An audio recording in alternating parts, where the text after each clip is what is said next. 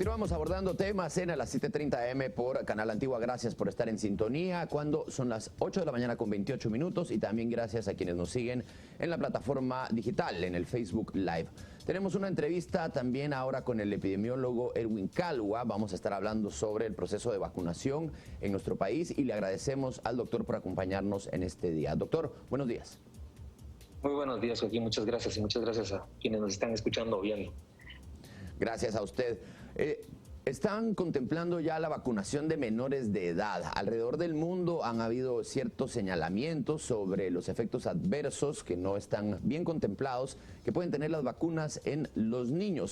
¿Cómo está manejando esta situación Guatemala? Al momento, ¿hay alguna métrica, data o usted recomienda y que se vacune a los menores de edad?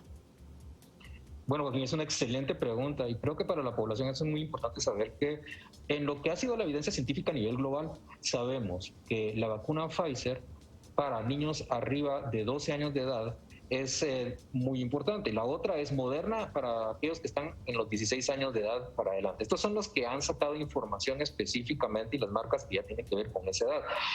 Luego también tenemos el anuncio que se hizo la semana pasada en relación a los niños de 5 a 11 de un estudio que hizo Pfizer, pero aquí cuidado porque hay que entender que Pfizer lo sacó, todavía no tiene una autorización de uso de emergencia por el momento, entonces hasta que saque una autorización de uso de emergencia podría considerarse dentro de un esquema o plan de vacunación. Como todos estamos preocupados en relación a los aspectos relacionados a los efectos adversos, porque sí, hay efectos adversos que se han observado especialmente en niños que se encuentran arriba de 16 años de edad, no es tanto con las mujeres, que tiene que ver con una inflamación del corazón o inflamación de lo que tiene que ver con una cobertura que tiene el corazón, que son miocarditis o pericarditis en los términos que utilizamos. Sin embargo, digamos, esto es, uno, se ha visto que ha sido reversible, no es permanente. Dos, es aspectos que tienen que ver en un momento dado, cuando la alerta que se da, es de que si lo observan, si observan alguna situación especial, lo lleven al médico para ser analizado y se autocontiene este tipo de situaciones. Específicamente con el caso de efectos adversos en niños, que es donde más, preguntas hay. Pero por el momento, el entrar en un esquema para niños mayores de 12 años es muy apropiado, es algo que se debe empezar a realizar, especialmente dado que existe una dinámica de interés de que si no este año, el próximo año ya puedan empezar a retornar a sus actividades en los colegios. Eso no significa que no van a tener que utilizar mascarilla. Por el momento seguimos con eso, no podemos bajar ese aspecto. Muchas gracias, doctor. En otro tema, pues también la tercera dosis o dosis de refuerzo. ¿Cómo se ha contemplado esto? Ya que pues, Pfizer ha dicho que es necesaria para todos, pero luego que solo mayores de 65 años de edad. Hay quienes dicen, en México, el presidente y el secretario de Salud decía que no era necesario, que esto ya era un negocio de las farmacéuticas, pues forzar y recomendar una tercera dosis. ¿Cómo lo vemos aquí en nuestro país? Nuevamente, ustedes tienen una excelente pregunta. Deben contarle al respecto y voy a separar lo que sabemos desde el punto de vista de estudios científicos, la regulación y finalmente lo que tiene que ver con aspectos de mi opinión personal.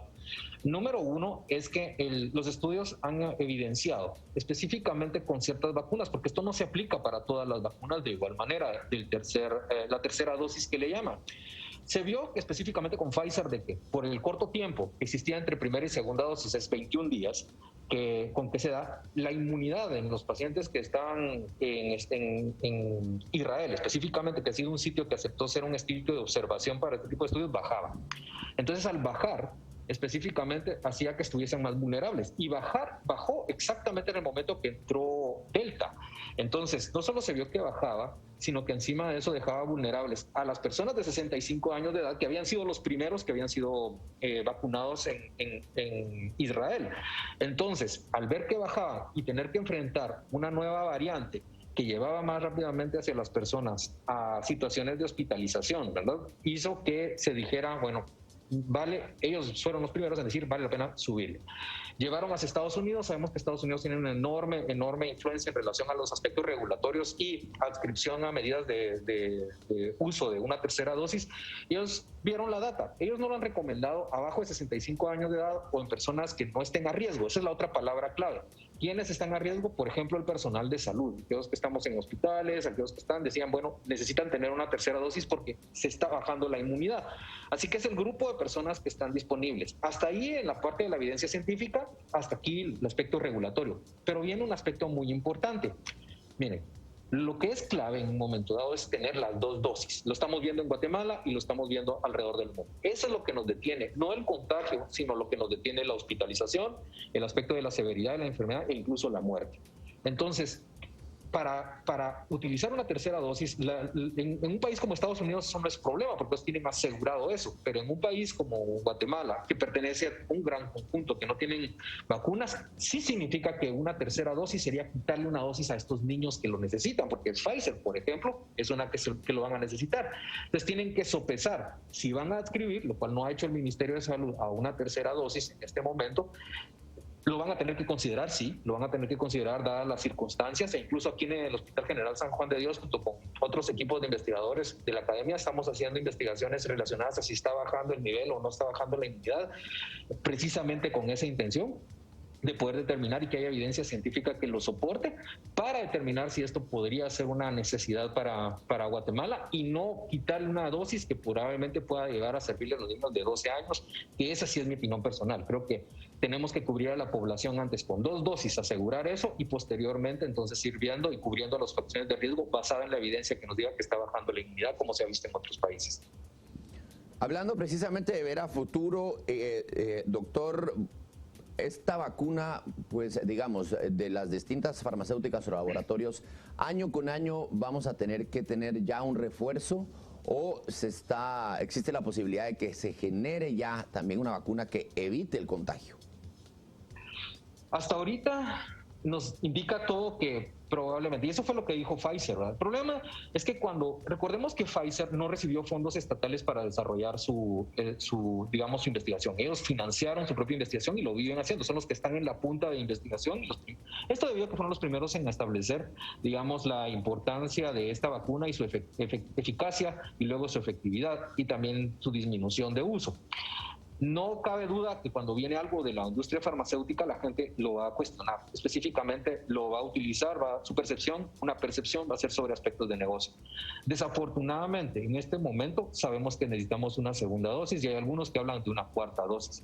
Por consiguiente, estamos pensando que sí, apunta que podría ser un virus y si varía y si continuamos teniendo esas variantes que pueden complicar la situación, probablemente se vaya a requerir año con año. ¿Tenemos evidencia para esto? No. ¿Todavía ha llegado a nuestra evaluación por pares? Científicamente, no. Es solo un supuesto de una información que viene y que vamos a tener que analizar eventualmente. Pero todo indica que es una posibilidad, sí. Muchas gracias, doctor. También mencionando un tema de las variantes, se mencionaba hace pocos días que se podía generar una variante, digámoslo así, endémica de Guatemala. ¿Esto es posible? ¿Usted tiene información sobre eso? Sí, definitivamente uno de los aspectos que uno puede llegar rápidamente al análisis cuando ve los reportes que están sacando el equipo del Laboratorio Nacional de Salud con el licenciado Conde y su excelente equipo ahí, es que dentro de la secuenciación, esto es la identificación de huellas digitales que nos hacen ver cómo se está comportando las variantes, sí ha habido indicios de que por el nivel de contagio que existe, pueda mutar hacia una variante guatemalteca. Digamos, ese es un peligro latente con nosotros en tanto exista, digamos, una baja cobertura de vacunación y por el otro lado, un contagio elevado debido a que no se siguen las normas de mitigación básicas que se han dicho al más no poder. Entonces, sí es un peligro real. Por el momento, la información es que la que más está ahorita en Guatemala es por aspectos de Delta y por aspectos de Gamma, que fue lo que se reportó la vez pasada, pero eso no significa que por un alto contagio pueda llegar a salir una variante en Guatemala. Doctor, para terminar, su opinión en torno a la obligatoriedad de la vacuna en centros de entretenimiento o incluso en bastantes lugares o edificios institucionales.